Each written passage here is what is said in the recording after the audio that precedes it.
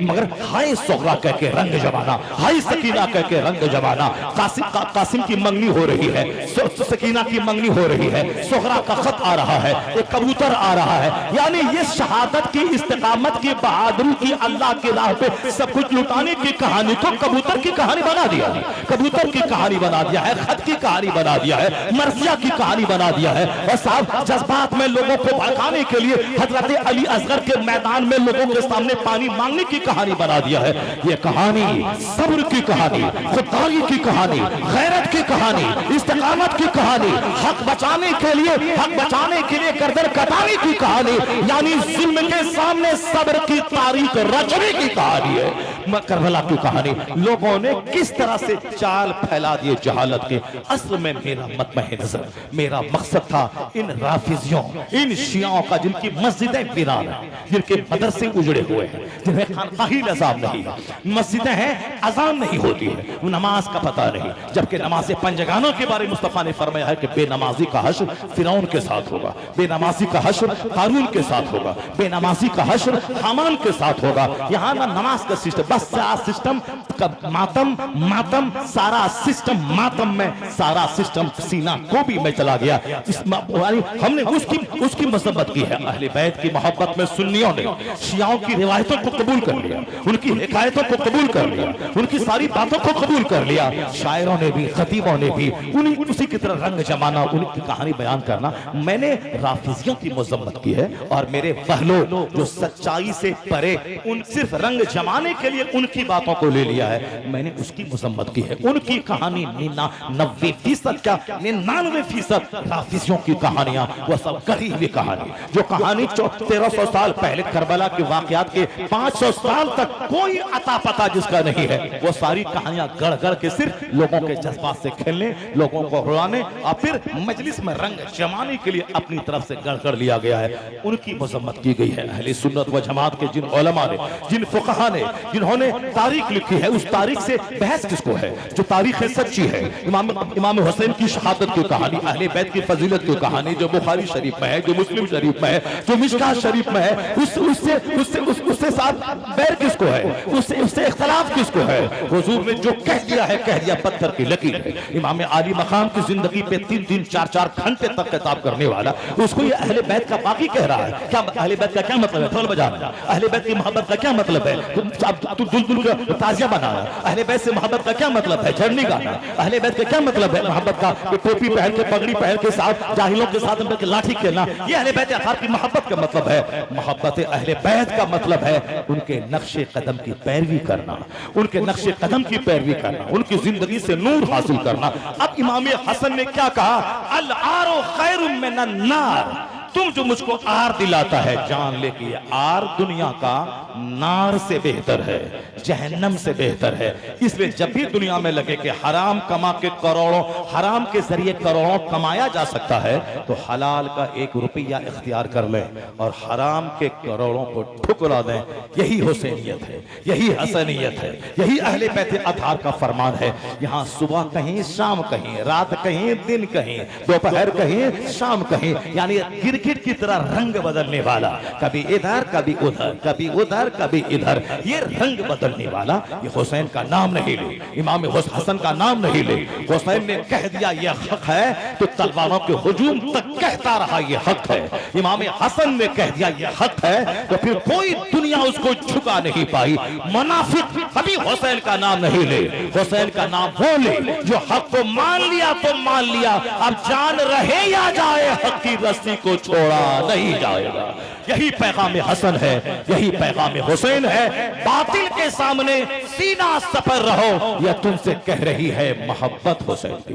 امام حسن کو زہر دیا گیا، امام حسن شہید ہو گئے۔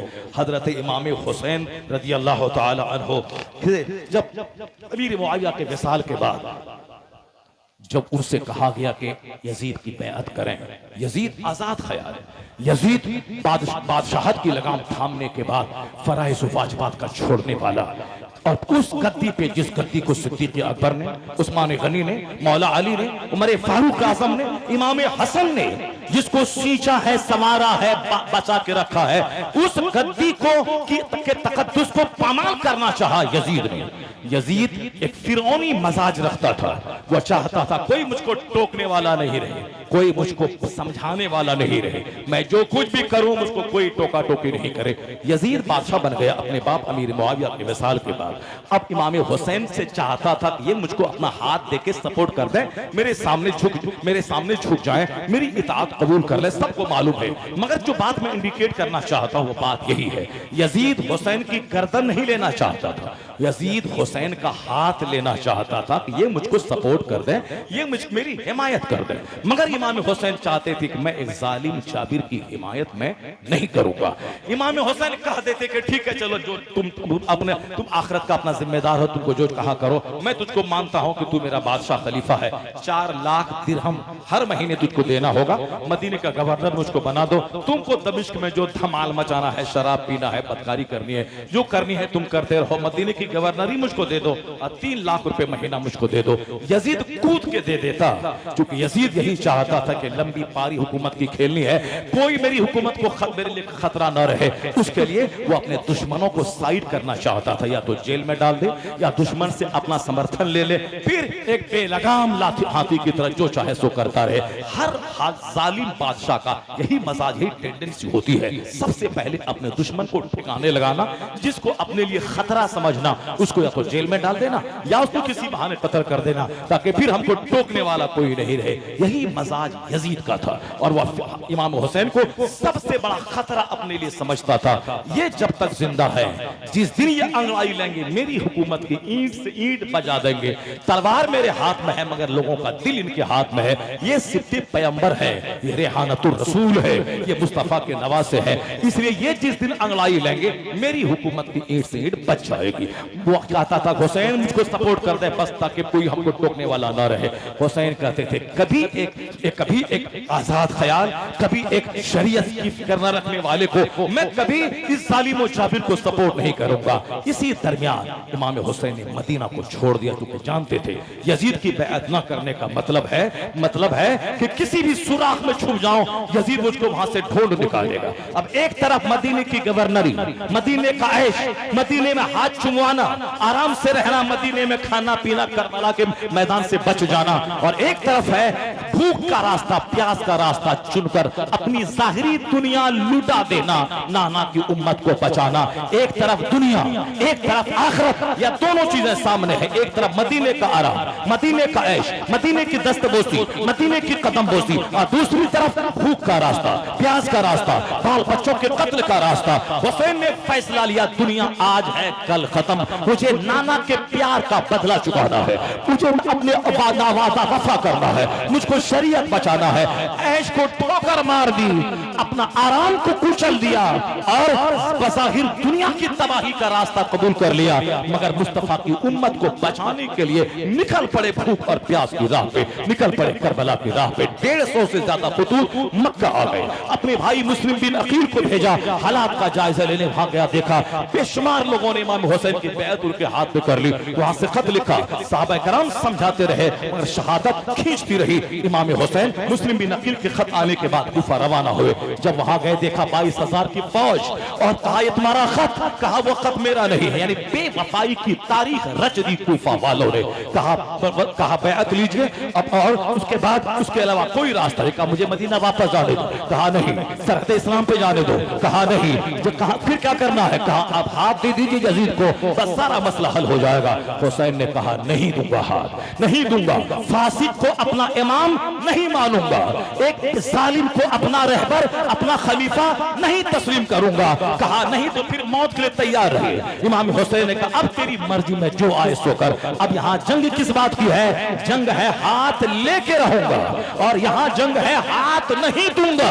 اب جیتا کون ہارا کون، بس یہی ہے کربلا کی جنگ۔ حسین نے کہا ظالم کو ہاتھ نہیں دوں گا، ظالم نے کہا سارا بہادر، سارا پہلوان، ساری تلوار چلانے والے یودھاؤں کو جمع کر دیا، 22,000 عبید اللہ ابن زیاد، عمر ابن سعد، خولی بن یزید، شمر مردود، یہ سارے کے سارے بہادروں کو جمع کیا. کیوں؟ تاکہ حسین تلوار کو دیکھ کے جھک جائے گا، حسین تیر کو دیکھ کر جھک جائے گا، دریائے فرات پہ پہرا، حسین اپنے بال بچوں کی پیاس کو دیکھ کے جھک جائے گا، حسین اپنی مستورات کا غم جب دیکھے گا شہادت کے بعد اس کا کیا ہوگا، یہ سارا غم حسین کو جھکا دے گا. کربلا میں ساری تکلیف جمع ہو گئی، وہاں پردیس میں رہنا، بھوکا رہنا، پیاسا رہنا، تلواروں کے ہجوم میں رہنا، بعد شہادت مستورات کے ساتھ کیا سلوک ہوگا، ان کا صدمہ اور اندیشہ ہونا. یعنی جو مصیبتیں دنیا میں ہو سکتی ہیں ساری مصیبتیں کربلا میں جمع ہے، مگر حسین کی عظیمت کو سلام، حسین کی ہمت کو سلام، حسین کے حوصلوں کو سلام.